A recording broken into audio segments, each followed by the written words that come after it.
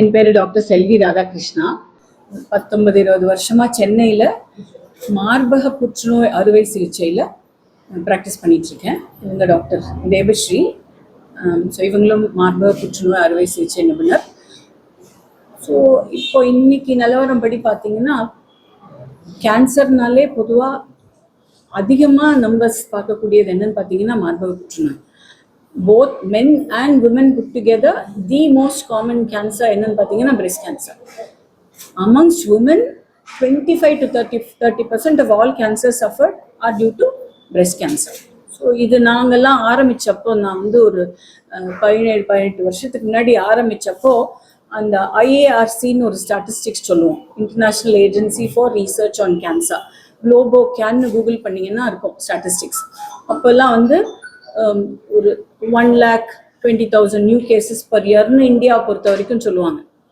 இப்போ within a span of 1.5 to 2 decades double ஆயிருக்கு. இப்போ பார்த்தீங்கன்னா 220-2 lakh cases new cases per year. So இது என்ன காட்டுறது அப்படின்னா நமக்கு இன்சிடென்ஸ் அதிகமாயிருக்கு.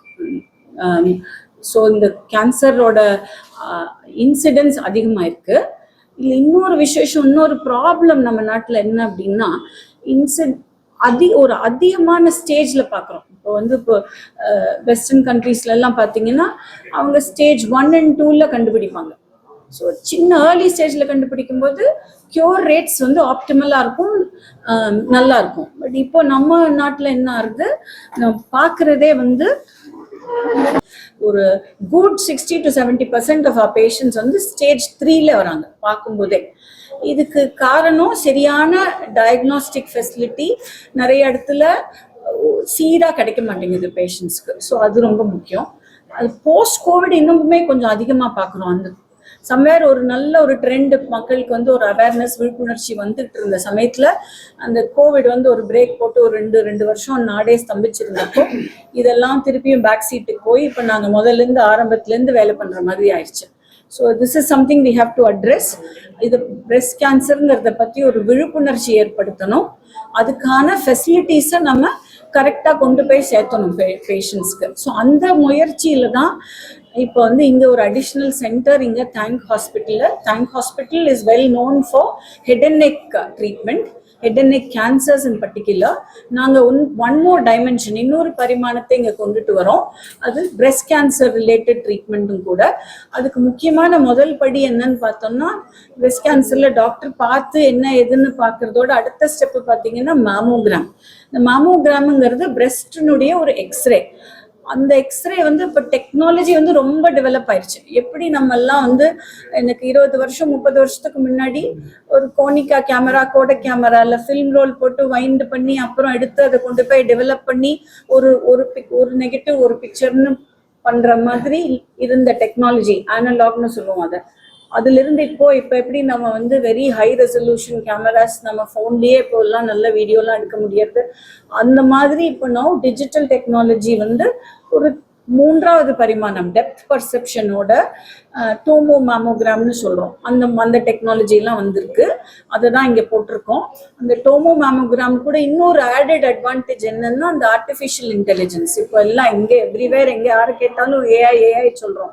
அந்த ஆர்டிஃபிஷியல் இன்டெலிஜென்ஸ் என்ன பண்ணுறது அப்படின்னா, ஏற்கனவே இருக்கிற ப்ரீசெட்ஸ் எக்ஸாம்பிள்ஸை வச்சு ஒரு மெஷின் லேர்னிங் அல்காரிதம் கொண்டு படத்தை பார்த்தா நம்ம கண்ணு பார்க்க மறந்துட்டா கூட, நம்ம கண்ணுக்கு சில சமயம் நம்ம 10-15 பார்க்கும்போது எங்கேயாவது தப்பி போனா கூட அது நமக்கு ஹைலைட் பண்ணி காட்டும், இந்த இடத்த கவனமா பாரு அப்படின்னு.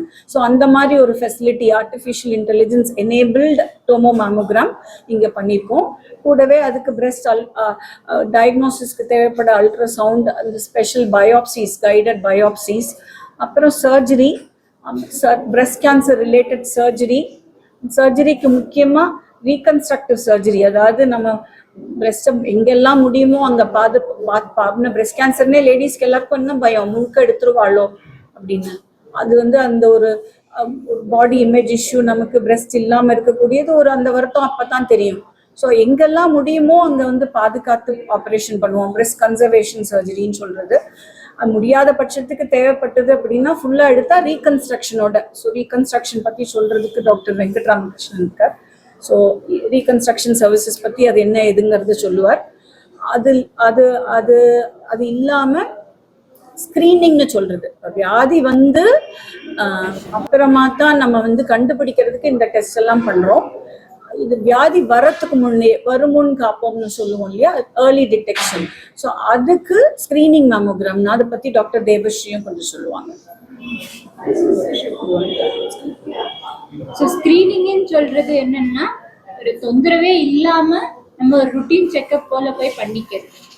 பொதுவா எல்லா லேடிஸையுமே 2 வருஷத்துக்கு ஒரு முறையாவது மேமோகிராம் எடுத்துக்கணும். 40 வயசு தாண்டிட்டாங்கன்னா கண்டிப்பா எடுத்துக்கணும்னு சொல்லுவோம்.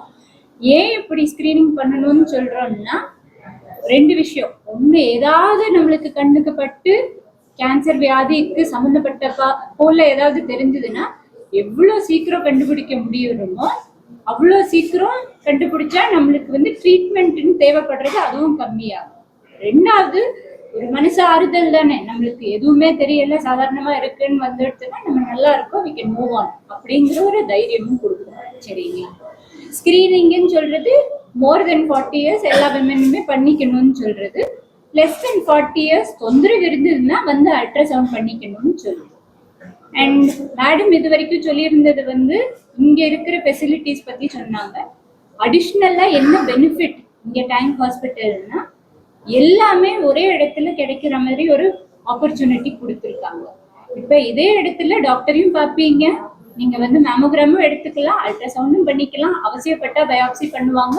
டாக்டர் பார்த்துட்டு உங்களுக்கு இதுக்கு என்ன பிளான், இதுக்கு டயக்னோசிஸ் என்ன ட்ரீட்மெண்ட் தேவைப்படும்னு பேசுவாங்க. சர்ஜரி தேவைப்பட்ட சர்ஜரியும் இங்க பண்ணிக்கலாம், ரீகன்ஸ்ட்ரக்ஷன் தேவைப்பட்ட அதையும் பண்ணிக்கலாம்.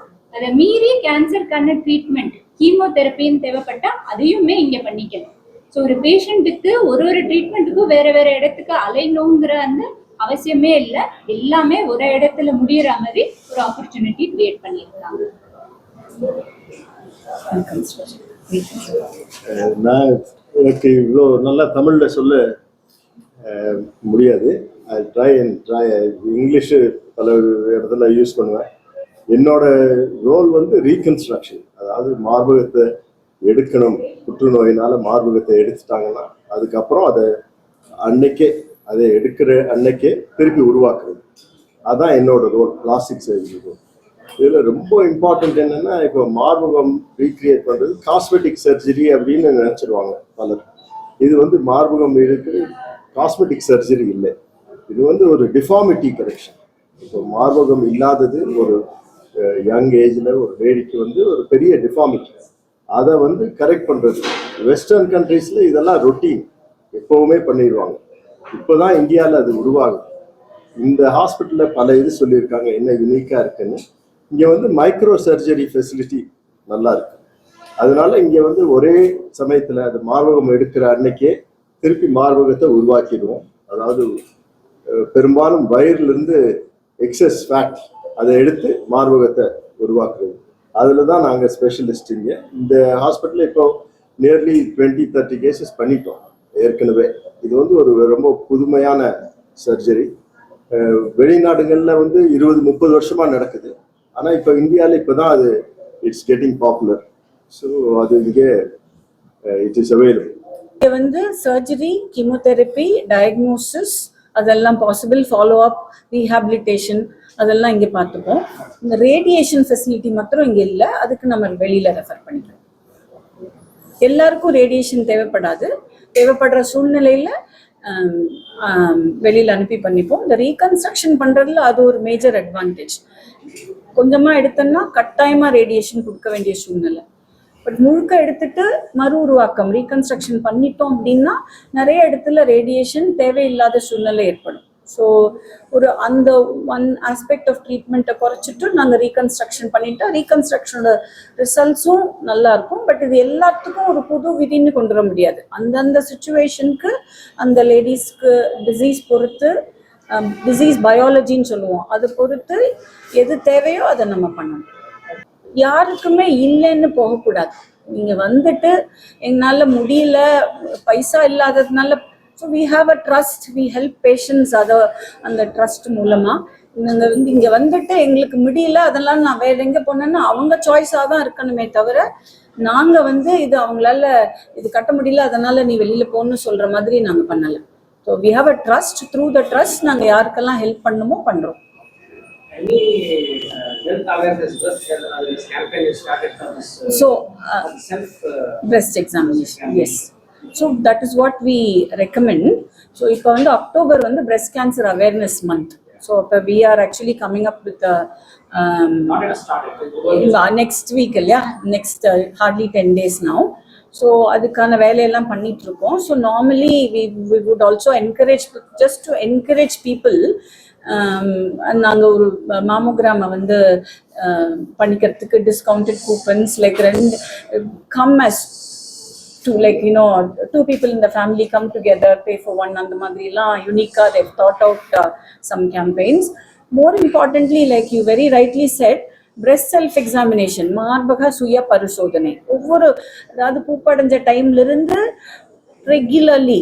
அது வந்து மார்பகம்ங்கிறது ஒரு ஸ்டாட்டிக் ஆர்கன் கிடையாது. ஒவ்வொரு சைக்கிளுக்கும் ஒவ்வொரு பீரியடும் வரும்போது ஈஸ்ட்ரஜன் ப்ரொஜெஸ்ட்ரான் 2 ஹார்மோன் இருக்கு, அதுக்கு தகுந்த மாதிரி மாறிக்கிட்டே இருக்கும். இப்போ நிறைய பெண்களுக்கு பார்த்தீங்கன்னா பீரியட்ஸ்க்கு முன்னாடி பிரெஸ்டே கனத்த மாதிரி வலிக்கும். இது வந்து ஒரு நார்மல் சேஞ்ச், பீரியட்ஸ் வலி வர்ற மாதிரி. அப்புறம் கொஞ்சம் சரியா போயிடும். ஸோ இந்த மாதிரி சேஞ்சஸ்க்கெல்லாம் அவங்களுக்கே பரிச்சயமா இருக்கணும். இல்லைன்னா எதை கண்டாலும் பயந்துட்டு இருப்பாங்க, இல்லை எது வந்தாலும் தெரியாமையும் இருப்பாங்க. ஸோ அதனால அந்த ப்ரெக்னன்சி எப்போ பிரெஸ்ட் மாறும், பால் கொடுக்கும்போது பிரெஸ்ட் மாறும், ஏஜ் ஆகி மெனப்பாஸ் ஆகும்போதும் பிரெஸ்ட் மாறும். ஸோ அவங்களுக்கே அவங்க உடம்பு தெரியணும். இப்போ முகம் நம்ம கண்ணாடியில் பார்த்து நமக்கு எப்படின்னு தெரிகிற மாதிரி பிரெஸ்ட் தெரியணும். ஸோ இதை வந்து தினம் பார்த்தோன்னா பேரனோயா வந்துடும். அது இப்போ பாரு வியாதியிலேயே இருக்கிற மாதிரி இருக்கும். மந்த்லி ஒன்ஸ் செக் பண்ண சொல்லுவோம். பீரியட்ஸ் வந்து முடிஞ்ச வாரத்தில் செக் பண்ண சொல்லுவோம். ஸோ இதுக்கு வந்து அகெயின் போய் ப்ராப்ளம் இருக்கான்னு தேடி பார்க்க சொல்ல மாட்டோம். நமக்கு நார்மல் என்னன்னு தெரிஞ்சா, அப்நார்மல் இருந்தா தானா தெரியும். ஸோ அப்நார்மல் இருந்தா அப்போ திருப்பியும் செக் அகெயின் 1 more month. திருப்பியும் அப்நார்மல் நமக்கு டிஃப்ரெண்டா இருக்கு தோணுது, வித்தியாசமா இருக்கு தோணுதுன்னா டாக்டரை வந்து பார்க்கணும். ஸோ இதைத்தான் நாங்கள் என்கரேஜ் பண்றோம். சொல்றதுலயும் பயம் இல்லாம சொல்லணும். ஸோ இது இப்படி இருக்கா பாரு, அப்படி இருக்கா பாரு, கட்டி இருக்கா பாரு, இது வருதா பாருன்னா அந்த ஃபியர்லயே இருப்பாங்க. ஸோ நாங்கள் சொல்றதுல இதுவும் ஒரு unique aspect. In the sense we do not say go look for trouble, we say know what is normal.